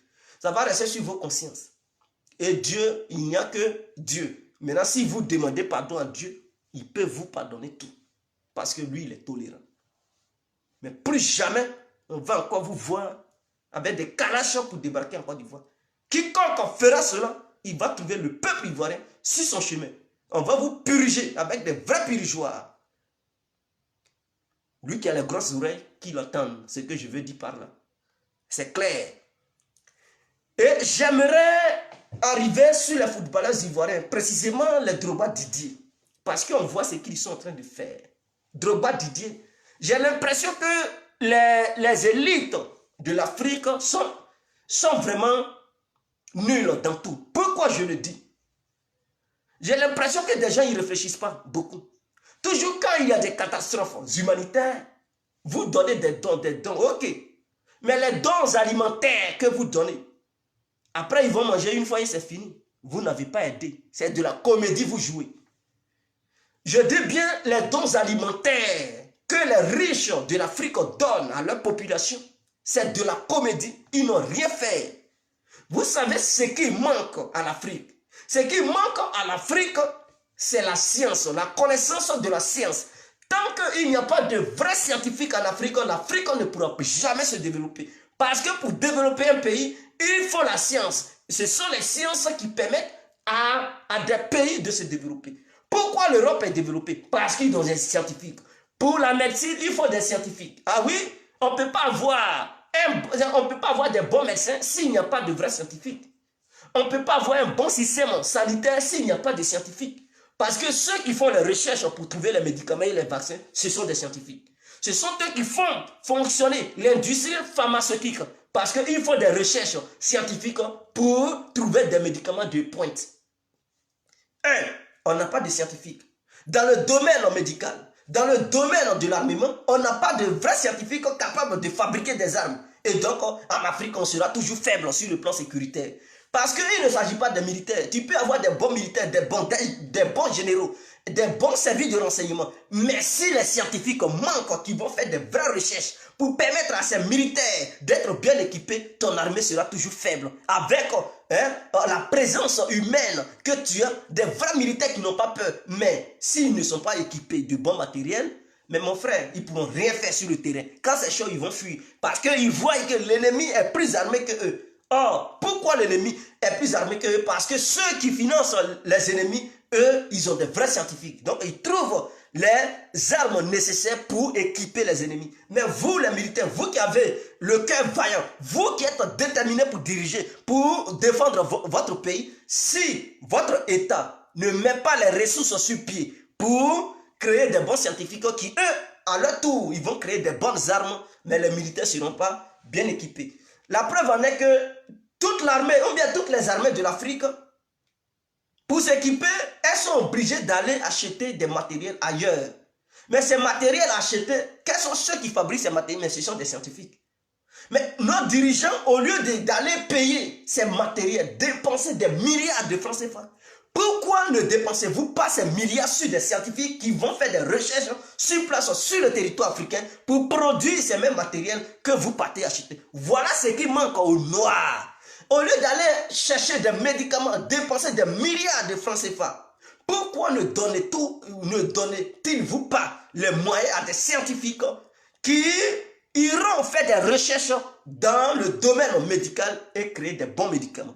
Si on découvre des bons médicaments, nous aussi on peut vendre ces médicaments. Si c'est bon, mais les Européens, ils vont aller acheter ça. Imaginons que les Africains faisaient des recherches et qu'ils avaient des médicaments de haute technologie et tout. Coronavirus est venu, les Européens partout ils cherchent, mais ils allaient payer ça dans l'eau-même. Ils n'avaient pas le choix. Que ça soit fabriqué par un noir ou bien des noirs, des scientifiques, ils allaient payer. Parce que s'ils ne payaient pas, leur peuple allait mettre des pressions sur eux. Eux-mêmes, ils allaient céder, ils allaient dire, donnez-nous pour 1 milliard d'euros. Et on allait s'enrichir. Petit pays, voilà des milliards d'euros qui allaient prévoir. Même l'Amérique allait passer aussi des commandes, des milliards d'euros qui allaient prévoir. Est-ce que vous comprenez? Ça, c'est une stratégie. Est-ce que vous comprenez? Maintenant, puisque le problème est là, comment nos gouvernements doivent faire? Je vais arriver sur Drogba tout à l'heure. Comment nos gouvernements peuvent faire pour recruter ces scientifiques?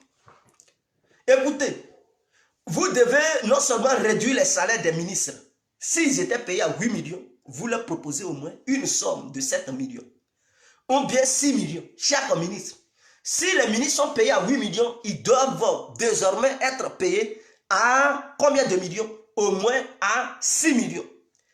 Et ces salaires que vous allez couper, ça va former un budget. Est-ce que vous comprenez? Maintenant, les députés, les 500 000 que vous avez ajoutés sur le salaire, un député doit avoir 1 million de salaire chaque fin du mois. Au lieu, ou bien s'ils ont 2 500 000, donnez-leur dorénavant un salaire de 1 500 000. Parce qu'ils ne font rien de bon, on sait, c'est qu'ils jouent de la comédie au sein de l'Assemblée nationale. Donc, donnez-leur 1 500 000. C'est suffisant beaucoup pour un député. Les autres 1 million, ça forme un budget. Plus sur les salaires des ministres que vous avez coupés, quand vous mettez ça ensemble, ça fait un gros budget. Et l'ensemble de ce budget, vous faites un appel d'offres à la jeunesse de la diaspora, s'il vous plaît. La jeunesse de la diaspora, vous faites quoi? Parce que cette jeunesse, souvent, elle est bien payée et donc elle ne veut pas se retourner en Afrique où elle aura un bas salaire par rapport au salaire qu'elle gagne à l'extérieur de leur propre pays ou bien de leur propre continent. Qu'est-ce que vous devez faire? Parce que c'est la même stratégie que les Chinois ont appliquée pour devenir puissants. Alors, vous lancez un appel d'offres pour dire tous ceux qui sont des scientifiques dans tous les domaines, venez en Afrique. Par exemple, la Côte d'Ivoire peut lancer un appel d'offres pour dire les scientifiques ivoiriens, ou bien même africains, qui connaissent des choses dans certains domaines, venez vous présenter. On vous donne ce que les Occidentaux vous donnent, on vous donne plus. Et vous restez dans notre pays pour faire des recherches sur pied. Donc ces gens-là, déjà, ils ont été déjà formés par les Occidentaux, par les Américains, les Chinois, les Russes. Ils connaissent ces mêmes sciences que les Occidentaux connaissent. C'est qu'ils appliquent ici pour faire les recherches. Là. Ces gens-là, ils connaissent déjà ça. Ils sont noirs, mais ils ont déjà des connaissances. Et ils retournent au pays. S'ils étaient payés, par exemple, 3 000 euros, et qu'ils voient au moins 2 millions, à ce que je sache, ou bien 1 million quelque chose. Mais, par exemple, ils arrivent en Côte d'Ivoire. Vous leur donnez vous leur donnez au moins, si c'est 1 million, vous dites, bon, vous êtes payé à 2 millions. Parce qu'au lieu de dépenser 2 500 000 sur des députés qui ne font rien, qui ne font aucune recherche, qui ne proposent aucune loi, je préfère que ces 2 500 000 soient dépensés sur des vrais scientifiques qui vont faire des recherches et permettre à nos pays de se doter de vrais matériels médicaux, de vrais matériels de l'armement. Vous devez financer des vrais scientifiques. Mais vous donnez ça aux ministres. Beaucoup de trucs d'argent, mais vous pouvez réduire leur salaire. Réduire les salaires des trucs des députés et des maires. Vous divisez ça, réduisez et vous financez les scientifiques. Non seulement ils vont bien vivre en Côte d'Ivoire, mais tous les scientifiques vont rêver d'aller en Côte d'Ivoire. Ils vont dire en Côte d'Ivoire c'est mieux payé. Mais vous allez voir les scientifiques africains, tous les élèves brillants qui sont des génies, au lieu d'aller aux États-Unis parce qu'ils rêvent d'un bon salaire, au lieu de venir en France parce qu'ils rêvent d'un bon, ils vont courir pour aller en Côte d'Ivoire. Ils vont dire la Côte d'Ivoire est mieux payée, déjà la vie est moins chère. En Afrique, on préfère aller en Afrique. Et précisément en Côte d'Ivoire, on va faire nos recherches là-bas. Et vous allez voir tous les scientifiques, même il y a des blancs qui vont courir pour venir en Côte d'Ivoire, pour apporter les blancs retraités là qui travaillaient dans les différents domaines et aujourd'hui qui ne sont plus bien, c'est-à-dire leurs retraites ne sont plus à la pointe, ils souffrent, ils vont courir pour aller en Côte d'Ivoire, pour apporter leurs connaissances. Et vous allez voir d'ici, ils vont dire 15 ans, la Côte d'Ivoire, tout le monde va envier la Côte d'Ivoire. Parce qu'il aura en Côte d'Ivoire des vrais physiciens, des vrais chimistes. Tous les scientifiques vont naître en Côte d'Ivoire. La Côte d'Ivoire va devenir un moteur pas possible. Ça va propulser les autres pays africains, vont prendre exemple sur la Côte d'Ivoire. Est-ce que vous comprenez? Et donc, c'est ce que moi je propose au gouvernement ivoirien, de faire une telle politique. Au lieu de gaspiller l'argent sur des gens, des bons ariens, des gens qui ne valent rien, qui ne proposent aucune loi, ils sont là-bas, ils dorment matin, midi, soir. Mais Mariam Traoré, celle qui dit bien qui c'est, elle propose quoi au sein de l'Assemblée nationale? Elle propose quoi? Qu'est-ce qu'elle connaît? Elle est députée, mais elle propose quoi? Est-ce qu'elle connaît ce que c'est qu'une loi? Non, seulement elle a des problèmes pour s'exprimer dans la langue de Molière. Est-ce que ces lois, elle connaît? Même si on veut voter une loi, elle ne sait même pas qu'est-ce que c'est qu'on lui donne le test, elle ne pourra même pas lire le test. Mais quand même, elle est députée, elle est payée à 2 500 000. Qu'est-ce qu'elle apporte au pays? C'est bien de la voir travailler, mais on doit réduire son salaire. 1 500 000. Si elle ne veut pas, mais elle quitte. 1 500 000, c'est déjà beaucoup pour un député. Les autres millions, on garde parce qu'on doit recruter des scientifiques qui vont venir travailler pour les Ivoiriens. Voilà ce qu'il faut faire pour doter la Côte d'Ivoire d'une vraie politique scientifique. Et avec les scientifiques, vous allez voir, la Côte d'Ivoire peut fabriquer ses propres marques de voitures, des armes, des médicaments. En tout cas, tout. On peut fabriquer nos propres fusées, envoyer ça dans l'espace. On peut se doter des satellites. Et ces satellites seront payés aussi par les autres États africains. Par exemple, le Burkina, on peut leur donner, ils vont payer ça dans notre... On peut aussi commercialiser la technologie. On peut dire, bon, si vous voulez notre technologie, voilà ce que vous devez nous donner et on leur vend ça. Et c'est comme ça que les autres pays font. Est-ce que vous comprenez? Mais on fait une politique, on donne l'argent à des gens qui ne peuvent rien apporter à notre pays. Tout ce qu'ils savent, et bien qui sait, et bien qui sait. Mais qu'est-ce qu'ils apportent? Rien. En retour, on est obligé d'aller chercher des matériels à l'Occident. Si l'Occident met embargo, tout est fini. On ne peut plus rien avoir. Mais l'État ivoirien doit déployer des moyens. Oh, le Didier Drogba, ce qu'il devrait faire,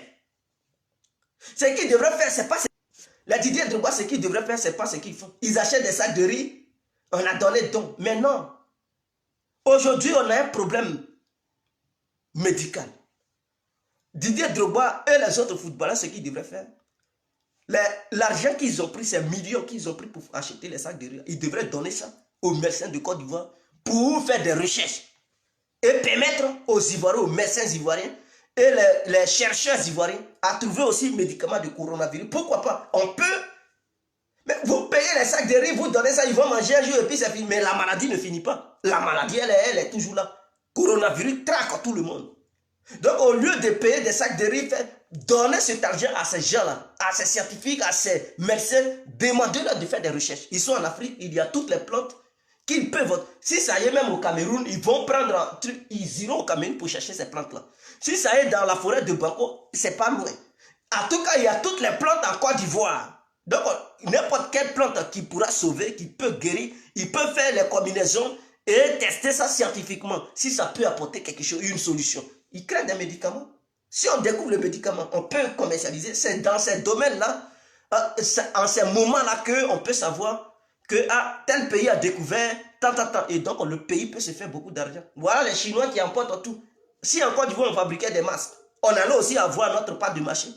Mais on n'a même pas des usines qui fabriquent des masques. Hein?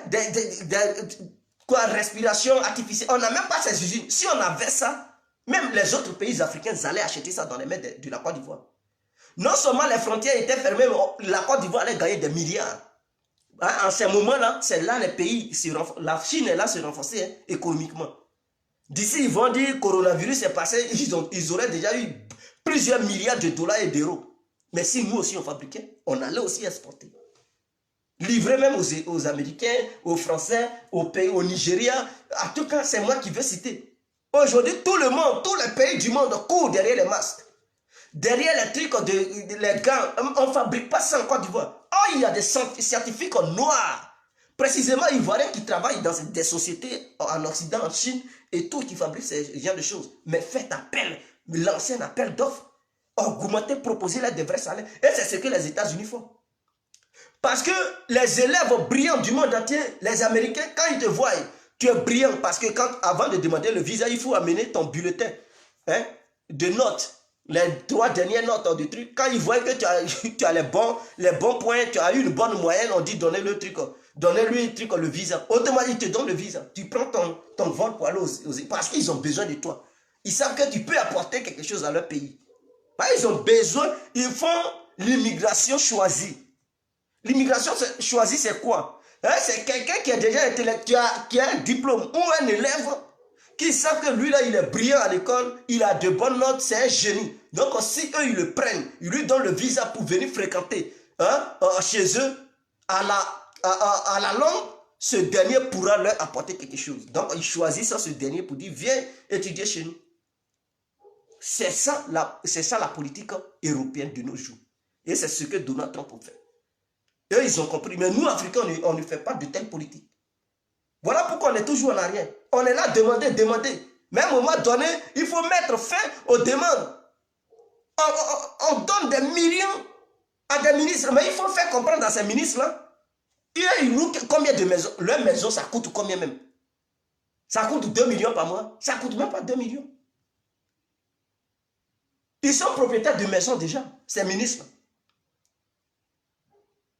S'ils étaient payés à 8 millions, même donner les 5 millions, c'est beaucoup. 5 millions à un ministre, mais c'est beaucoup. Comme un pays africain. 5 millions, c'est... en dehors de ça, ils font aussi des gombos. Ils détournent des milliards. Ils mettent ça dans leur compte. Donc, en voyant tout ça, hormis leur gombo et tout, on peut leur proposer 5 millions. Comme un salaire mensuel. Mais 5 millions, eux, ils ne payent même pas carburant. Ils ont des bons. Est-ce que vous comprenez? Ils ne payent même pas l'électricité. Et puis, on leur donne encore des millions. Je pense que c'est du gâchis. Si c'était 8 millions, on leur donne 5 millions. Le reste, on met ça dans une caisse, on fait appel des scientifiques. Et ils vont venir, ils vont travailler. Parce que ces gens-là, c'est pour le bien-être de notre pays. Ils vont doter notre pays de vrai matériel. Oui, dans tous les domaines. Je dis bien, dans tous les domaines. Parce que les recherches seront lancées partout. Quiconque a une idée, a une invention, qu'il amène ça. Et on va tout exploiter. Tous les chemins sont bien pour arriver à Rome.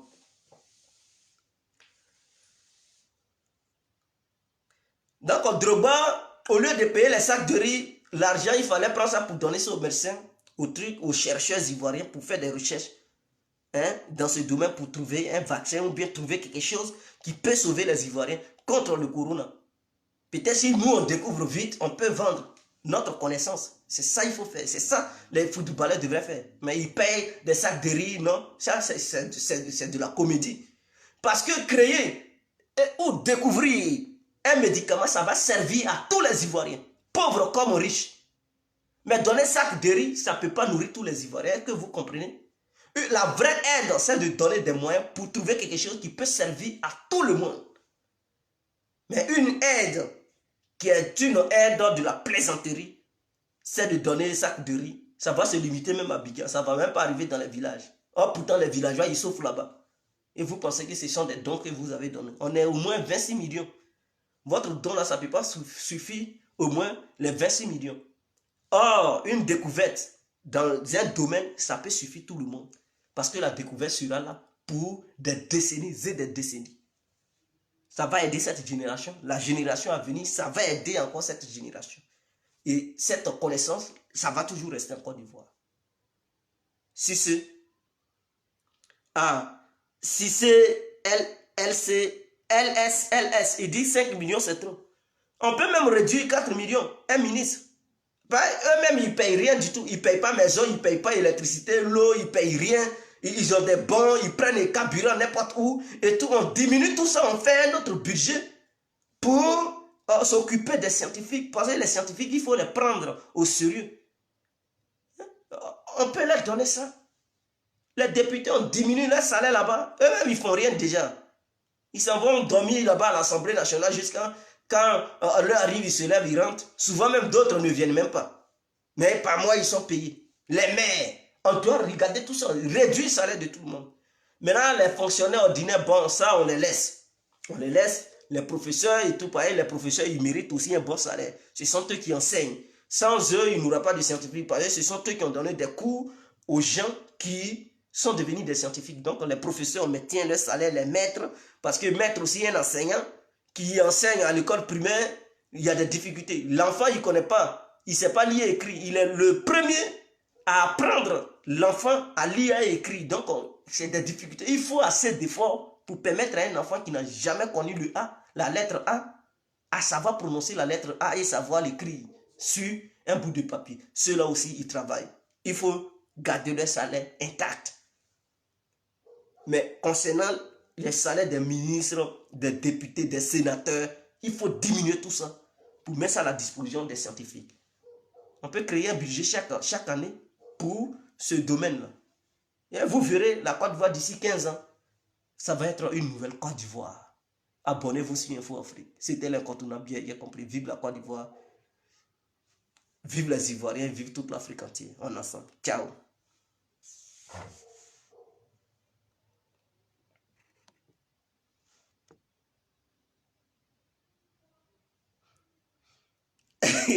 Chacun, c'est là, il dit, il faut leur donner au moins 1 million.